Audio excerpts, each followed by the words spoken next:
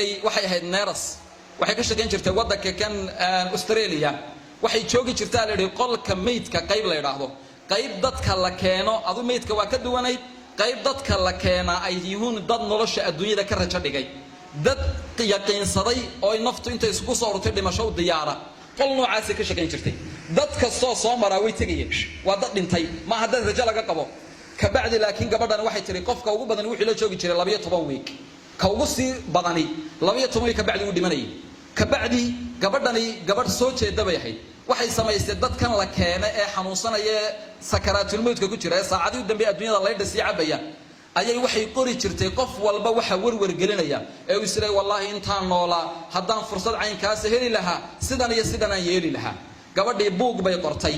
ay buugaas macnihiisa u bixisay shanta arimood buuga google ka helaysan shanta arimood ee dadkii adduunkan ka guuray ay ka warwarayeen iyagoo nin qof walba isagoo fulin uu ka dhintay shanta maanta waa noolnahay aynu isu sheegnay meel ma ku qoraysaan oo intaydaan bari ka warwarin masaxanayna number 1 maxay ka warwari jireen waxay ka warwari jireen at-tafkiiru wal qalaq fi ra'yi nas fiihim wa arinta koobaad ka fikirka iyo ku mashquulka iyo ka warwarka dadka kale waxay ka qabaan inaga waxay nala haray qofkii horumar sameeyay la muxuu ka fikiraya talow dadku say arkayaan sidee la yiri ka yara waran ma isku toosnay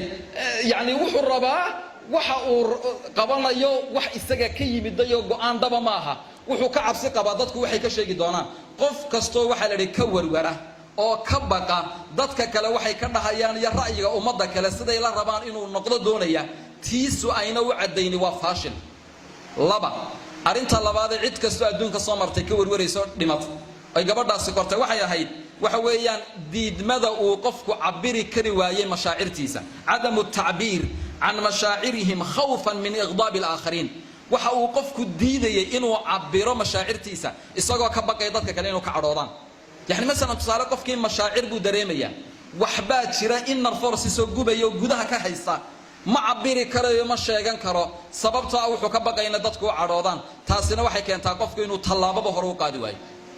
waa arimaha ugu badan ee maanta inaga haysta waxaad arkaysaa qof fikir wanaagsan iyo mabda fiican xambaarsan inuu wax fuliyo doonahaya ta hore way haysataayeen soo sheegnay muxuu ka baqayaa dadka kale inay waxa weeye arintiisaasi ay la qaadan waayaan ta dambana muxuu ka baqayaa inay dadkuba ka caroodaan waxa uu lahaa aadamaha arlada guudkeeda dulta kubaya laba shay ba u carraan qofi inuu rahmaanka raali geliyo qofina inuu dadka raali geliyo mid waa la gaadhaa midna laguma salaaxo qof kasto uu ordayay inuu ilaahay raali geliyo oo wixiisu ikhlaas iyo ilaahay dartii ka tahay waa uu gaadhaa arintaasna ilaahay bay noo ballan qaadayo wasaabiquuna alawwaluuna min almuhaajiriina walansar laynoma quuskayn walladina tabacuuhum biihsaan radiyallahu anhum wa radu anhu wa gaaraysa hadda dadaashid dhabtiinaadu la timaadi jiddiya musaabara laakiin aadamaha dadka raali gelin ka doondoona ayaan lagu carooniyo dadku ha kugu wada farxaanayo ha lagu yar wada jeclaadiyo dawriyo hadamqiniyo ka dawriyo waxa uu ku mashquula qofka noocaasi ma gaaro imaam shaafici baa wuxuu baab ka dhigtay kitaabkiisa ridaa'un nas ghaayatun la tudrik dadka inaad wada raali gelaysaa waa hadaf aan la xaqiijin karin arinta saddexaad ee dadku dhan ay ka warwarayeen qofka soo dhintay gabadhaasi la oran jiray Brownie Ware ay qortay waxa uu ahaa adamu anna sa'adata qararun bi aydihim sa'adada iyo liibaantan doonina waa qaraar gacantaada ku xidhan qof kale kaaga ma xidhna taasay dadku inta badan ay diidanayeen markii dambana waxay ogaadeen inay saadada iyo liibaanta iyo qofku inuu wax weeyaan toosnaado wanaagsanaada ay tahay wax gacantiisa ku xidhan waxaan u maleynayaa intiina soo fadhido arday jaamacadeed baa u badantii waxaad ku dhigan jirteen dugsiga sare mawduuc la oran jiray hayatukum min sun'i aydikum noloshiinu waa waxa gacantaada ku samaysatid يعني waxa weeyaan qaraarkaaga saadada ama inaad shaqaawa ku noolaataa waa biyadik marka laga yimaado waxa weeyaan qadar arinta afraad ee dadkoo dhan ka warwarayaan waxay ahayd umrigooday ku lumiyeen luqmatul aish mid ogaada halka rabbigii dalooliye wixii maraya waa qoray adi kaliya asbaabta laga rabaa laakiin fikirkaaga iyo umrigaagu inaad diinta tan iyo horumar gelisid baa la doonaya haddii si aragtidaaduba dhaafi weydo maxaan cunaayay maxaan cabaa xayawaanka kalaba inta waa yeelan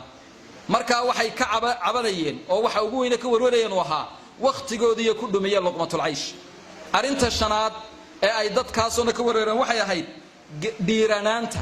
qofku inuu waxa weeye uu u bedeli karo xulmigiisa xaqiiqo oo waxa weeye inta badan ka jabaysa waxay yiraahdaan waxaan ka cabanaynaa qof walba axlaam baa ka dhex guuxaysa laakiin waxa la dhahaa boqolkiiba 2 ayay yiraahdaan dadka axlaamtooda ka dhiga injaazaat waa boqolkiiba 2 boqolkiiba 98 kale waxa dhibaateeyo haystay had iyo goor waa iyaga oo ka doonaya natiijada isla gacanta dadka kale maaha gacantooda haddaba hadday sidaasi tahay aan isla soo